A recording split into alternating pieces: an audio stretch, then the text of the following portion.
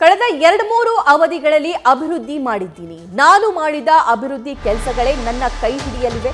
ಶಿವಮೊಗ್ಗದಲ್ಲಿ ಬಿಜೆಪಿಯ ಗೆಲುವಿಗೆ ಉತ್ತಮ ವಾತಾವರಣ ಇದೆ. ಜೆಡಿಎಸ್ ಜೊತೆ ಮೈತ್ರಿಯಿಂದ ಇನ್ನಷ್ಟು ಅನುಕೂಲವಾಗುತ್ತೆ ಅಂತ ನ್ಯೂಸ್ ಫಸ್ಟ್ ಜೊತೆ ಮೈತ್ರಿ ಅಭ್ಯರ್ಥಿ ಬಿವೈ ರಾಘವೇಂದ್ರ ಮಾತನಾಡಿದ್ದಾರೆ. ಮೈಸೂರು ಲೋಕಸಭಾ ಕ್ಷೇತ್ರದ ಮೈತ್ರಿ ಅಭ್ಯರ್ಥಿ ರಾಘವೇಂದ್ರ ಜೊತೆ ನಮ್ಮ ಪ್ರತಿನಿಧಿ ಪ್ರಸನ್ನ ಈ ವಿಚಾರವಾಗಿ ಮಾತುಕತೆ ನಡೆಸಿದ್ದಾರೆ. ನೋಡ್ಕೊಂಡ್ಬರೋಣ.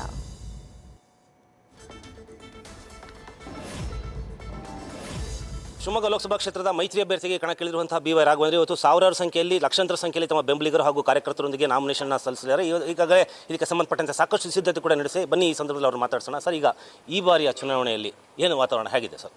ತುಂಬ ವಿಶೇಷವಾದಂಥ ಒಂದು ವಾತಾವರಣ. ಎಲ್ಲ ಬಾರಿಗಿಂತಲೂ ಕೂಡ ಈ ಬಾರಿ ತುಂಬ ಚೆನ್ನಾಗಿ ನಮ್ಮ ಪಕ್ಷದ ಕಾರ್ಯಕರ್ತರ ಒಂದು ನೇತೃತ್ವ, ಅವರ ಉತ್ಸಾಹ, ಪ್ರಧಾನಮಂತ್ರಿಗಳು ಇಲ್ಲಿ ಬಂದು ಒಂದು ವಿಶ್ವಾಸ ತುಂಬುವಂಥ ಕೆಲಸವನ್ನು ಮಾಡಾದ್ಮೇಲೆ ಹೋದ ಬಾರಿಗಿಂತ ಇನ್ನೂ ಹೆಚ್ಚಿನ ಒಂದು ಆಶಾವಾದನ್ನು ನಮ್ಮ ಕ್ಷೇತ್ರದ ಮತದಾರ ಬಂಧುಗಳು 100ಕ್ಕೆ 100 ಈ ಬಾರಿ ರಾಘಣ್ಣ ಇರೋದು ಎಷ್ಟು ಸತ್ಯನೋ ಮೋದಿಜಿಯವರು ಪ್ರಧಾನಮಂತ್ರಿಗಳು ಆಗೋದು ಅದೇ ರೀತಿ ಬಿಜೆಪಿ ಅಭ್ಯರ್ಥಿ ನಿಮ್ಮ ರಾಘಣ್ಣನ ಆಶಾವಾದನ ಮಾಡೋದು ಕೂಡ ಅಷ್ಟೇ ಸತ್ಯ ಸರ್. ಸರ್, ಈ ಬಾರಿ ಚುನಾವಣೆಯಲ್ಲಿ ಮುಖ್ಯವಾಗಿ ತಾವು ಮತದಾರರಿಗೆ ಮಾಡ್ಕೊಳ್ಳುವಂತಹ ಅಂಶಗಳು, ಗಮನ ಸೆಳೆಯುವಂಥ ಅಂಶಗಳೇನು ಮತ್ತು ಮುಖ್ಯವಾಗಿ ಅಜೆಂಡಾ ಏನಿದೆ ಸರ್? ಸರ್, ಒಂದು ಪ್ರಪಂಚದ ಇಷ್ಟು ದೊಡ್ಡ ಒಂದು ಪ್ರಜಾಪ್ರಭುತ್ವ ರಾಷ್ಟ್ರ, ಸುಮಾರು 96 ಕೋಟಿಗಿಂತ ಹೆಚ್ಚಿನ ಜನ ಮತದಾನದಲ್ಲಿ ಭಾಗವಹಿಸ್ತಾ ಇದ್ದಾರೆ.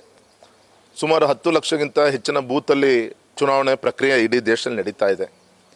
ಇಷ್ಟು ದೊಡ್ಡ ಪ್ರಜಾಪ್ರಭುತ್ವ ರಾಷ್ಟ್ರಕ್ಕೆ ಯಾವ ರೀತಿ ಒಂದು ಮುಕ್ತವಾದಂಥ ಒಂದು ವ್ಯವಸ್ಥೆಯನ್ನು ತೆಗೆದುಕೊಂಡು ಹೋಗ್ತಾ ಇದ್ದಾರೆ ಮೋದಿಜಿಯವರು.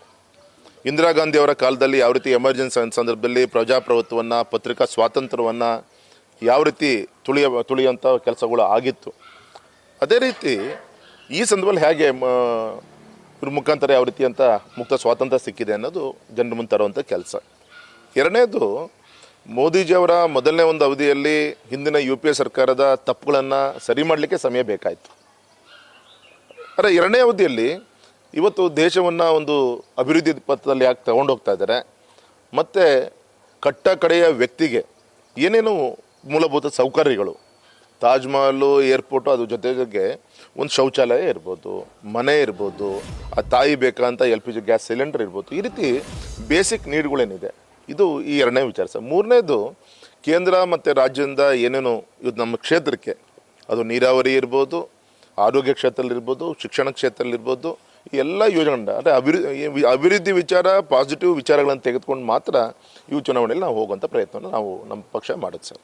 ಸರ್, ಈಗ ಈ ಬಾರಿ ಮೈತ್ರಿ ಅಭ್ಯರ್ಥಿಯಾಗಿ ತಾವು ಕಣಕ್ಕಿಳಿದ್ರಲ್ಲ, ಯಾಕಂದರೆ ಕಳೆದ ಬಾರಿ 3 ಪಕ್ಷಗಳಿಂದಲೂ ಇತ್ತು, ಈ ಸರಿ ನಿಮಗೆ JDS ಸಾಥ್ ಕೊಟ್ಟಿದೆ. ಹೇಗಿದೆ ಸರ್ ವಾತಾವರಣ?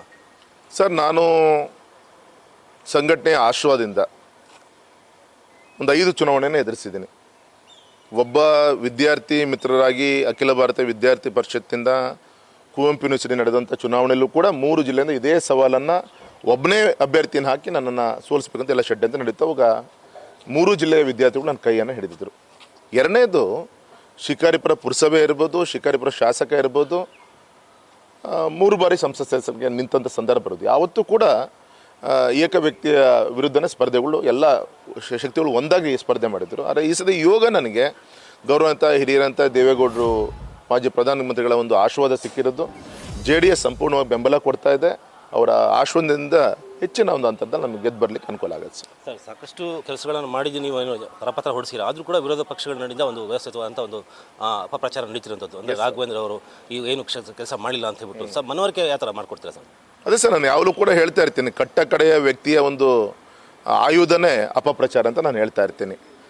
ಹಾಗಾಗಿ ನಮಗೆ ಸೋಷಿಯಲ್ ಮೀಡಿಯಾ ಇದೆ, ಹ್ಯಾಂಡ್ ಬಿಲ್ ಇದೆ, ಮತ್ತು ಕಳೆದ 5 ವರ್ಷದಿಂದ ಅವ್ರು ಹೇಳಿದ್ದನ್ನು ಮಾಡುವಂಥ ಕೆಲಸ, ಹೇಳದೆ ಮಾಡುವಂಥ ಕೆಲಸನೂ ಕೂಡ ನಾನು ಮಾಡಿದ್ದೀನಿ ಸರ್. ಇದೆಲ್ಲರೂ ಕೂಡ ಜನರಿಗೆ ಮುಟ್ಟಿಸುವಂಥ ಕೆಲಸ ನಮ್ಮ ಕಾರ್ಯಕರ್ತರು ಮಾಡಿದ್ದಾರೆ ಸರ್. ಕಡೆಯದಾಗಿ ಅಂದರೆ ಜೋಶ್, ಅಂದರೆ ಈ ಸರಿ ಚುನಾವಣೆಯಲ್ಲಿ ಒಂದು ನಿರ್ಣಾಯಕ ತಮ್ಮ ಪಾಲಿಗೆ ಆಗಿರ್ಬೋದು, ಪಕ್ಷದ ಪಾಲಿಗೆ ಆಗಿರ್ಬೋದು, ಯಾವ ಥರ ಸರ್? ಹಾಗೇನಿಲ್ಲ ಸರ್, ಇವತ್ತು ನಿರ್ಣಾಯಕ ಅನ್ನೋದು ಏನಿಲ್ಲ, ಇದೊಂದು ಡೆಮೋಕ್ರಸಿ, ಇದೊಂದು ಪ್ರಜಾಪ್ರಭುತ್ವ ವ್ಯವಸ್ಥೆ. ಜನ ನಿರ್ಣಾಯಕವಾದಂಥ ನಿಲುವನ್ನು ಮೋದಿಜಿಯವರು ಬೇಕೋ, ದೇಶದ ರಾಷ್ಟ್ರದ ಬದ್ಧತೆ ಬೇಕೋ, ರಾಷ್ಟ್ರದ ಹಿತ ಬೇಕಾ, ಅಥವಾ ಕೇವಲ ಚುನಾವಣೆ ಸಂದರ್ಭದಲ್ಲಿ ಬಂದು ಹೋಗುವಂಥವ್ರು ಬೇಕಾ, ಇದ್ರ ಬಗ್ಗೆ ಜನ ತೀರ್ಮಾನ ತೆಗೆದುಕೊಳ್ಳೋದು ಅದು ನಿರ್ಣಾಯಕ. ಇದರಲ್ಲಿ ನಂದೇನೂ ಇಲ್ಲ. ಇದರಲ್ಲಿ ಎಲ್ಲ ಜನ ಈ ಬಾರಿ ಚುನಾವಣೆಯಲ್ಲಿ ತೀರ್ಮಾನ ತೆಗೆದುಕೊಳ್ತಾರೆ. ಈ ಬಾರಿ ಅಂದರೆ ತಮ್ಮ ಪಕ್ಷದವರಾಗಿರುವಂತಹ ಈಶ್ವರಪ್ಪನವರು ಕೂಡ ಕಣದಲ್ಲಿರುವಂಥದ್ದು, ಮತ್ತು ಅವರು ಯಾವುದೇ ರೀತಿಯಿಂದ ನಾನು ವಾಪಸ್ ತಗೊಳ್ಳಲ್ಲ ಅಂತ ಹೇಳ್ತಿರೋದು, ಅದೇನಾದ್ರು ಎಫೆಕ್ಟ್ ಆಗುತ್ತಾ? ಏನಿಲ್ಲ ಸರ್, ನಾನು ಆಗ ನಿನ್ನೆನೂ ಹೇಳಿದ್ದೀನಿ, ಅವ್ರು ಏನೇ ಮಾತಾಡೋದು ಕೂಡ ನನ್ನ ಆಶೀರ್ವಾದ ಅಂತ ನಾನು ಅನ್ಕೊಂಡಿದ್ದೀನಿ ಸರ್. ಸೊ ಇದು ಬಿಜೆಪಿ ಅಭ್ಯರ್ಥಿಯಾಗಿರುವಂಥ BY ರಾಘವೇಂದ್ರ ಅವರು ಈ ಬಾರಿಯ ಚುನಾವಣೆಯಲ್ಲಿ ಮತದಾರರನ್ನು ಕೈ ಹಿಡಿತಾರೆ. ಏನೇ ಆದರೂ ಕೂಡ ಪಕ್ಷ ನನ್ನನ್ನು ಕೈ ಹಿಡಿಯುತ್ತೆ, ಜೊತೆ ಮತದಾರರು ಕೂಡ ನನ್ನ ಅಭಿವೃದ್ಧಿ ಕಾರ್ಯಗಳನ್ನು ನೋಡ್ಬಿಟ್ಟು ಈ ಸರಿ ಮತ್ತೆ ನನಗೆ ಸಂಸತ್ತಿಗೆ ಆಯ್ಕೆ ಮಾಡಿ ಕಳಿಸ್ತಾರೆ ಅಂತ ಹೇಳ್ಬಿಟ್ಟು ಕ್ಯಾಮರಾಮನ್ ಮಹೇಶ್ ಜೊತೆಗೆ ಪ್ರಸನ್ನ, ನ್ಯೂಸ್ ಫಸ್ಟ್ ಶಿವಮೊಗ್ಗ.